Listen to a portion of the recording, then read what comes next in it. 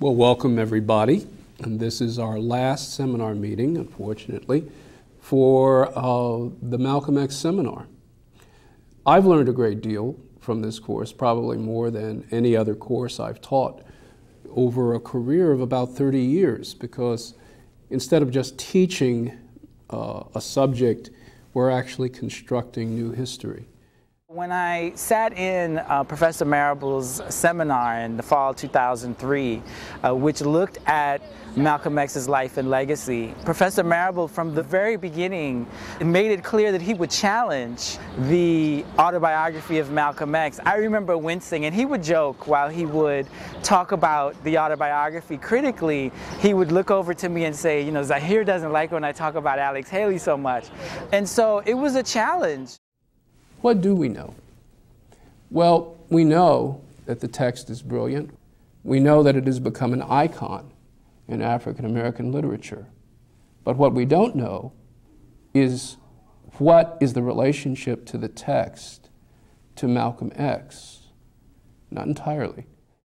In 2001, we began a 3-year project to build a multimedia, a web-based version of the Autobiography of Malcolm X, an extraordinary project that involved at one point as many as 24 researchers, writers, and technical people. We are African, and we happen to be in America. We're not American. We are people who formerly were Africans who were kidnapped and brought to America. Our forefathers weren't the Pilgrims. We didn't land on Plymouth Rock. The rock was landed on us. What the Autobiography of Malcolm X Multimedia Study Environment does is it allows us to look at Malcolm's life differently, especially through the idea of these filters of religion, of politics, of globalism, of culture, actually allow us to see how these themes are woven in Malcolm X's life from the very beginning. One of the things about Malcolm that continues to fascinate people all over the world are the dramatic events that occurred leading up to his death. Someone says, "Take your hands out of my pocket." The two men begin to scuffle. It's only then that Malcolm noticed at least 2 or 3 men sitting on the front row who quickly make their move toward the speaker's podium. The man carrying the shotgun, crooked in his arm, probably fires first, about 15 feet away. The shot hits Malcolm dead center in his chest.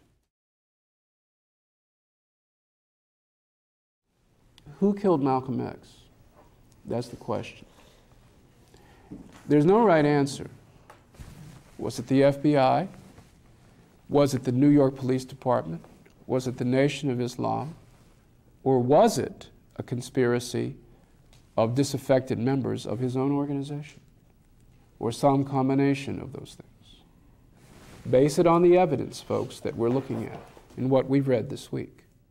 So we learned a great deal of new information that of this historic figure in American history, and made that available to students in the classroom through this extraordinary resource that has over 420 annotations of individuals, organizations, and events directly related to Malcolm X, that has several hundred film clips and a large number of hours of interviews. Said that he wanted an organization formed called the OAAU.